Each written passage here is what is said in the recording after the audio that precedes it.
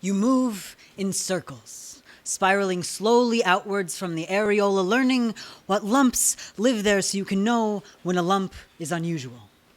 I learned this practice from a plastic informational graphic hanging from the shower head of my childhood home. It said, raise your right arm over your head.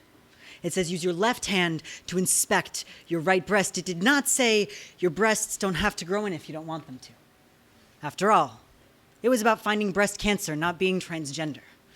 The face of the woman on the placard was illustrated emotionless, but as puberty came rushing in, I imagined many other young women, adolescents, attending to this activity with anxious awareness. I pursued my personal breast exams with religious vigor, a prayer of persistence, faith that if I searched long and hard enough, I would discover the cancer that must be the reason I hated my chest. Let this hatred be a sign that I am special, that I can detect disease with the diligence of my despair, but every time I showed a new hopeful growth to a doctor, they would tell me that everything was fine.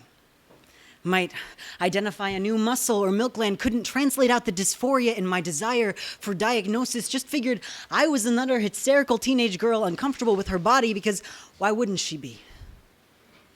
When I was 17 and my 23-year-old sister was diagnosed with ovarian cancer, I felt like God must have got the wires crossed, or was punishing me for my bodily incredulity. I felt angry and guilty. My sister shouldn't have to die just because I can't figure out how to be a girl.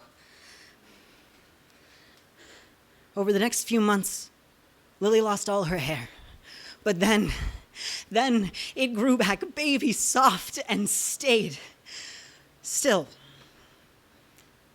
it took 3 years before I could acknowledge that it might be possible to see myself in a mirror.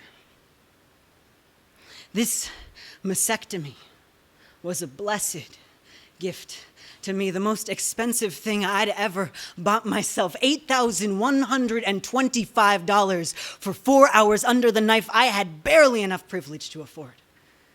And so these scars have become my roadmap, a reminder that hopelessness is not a burden to flee, but an obstacle to court with comfort as you would a child. My dear, myself, what can I do for you now?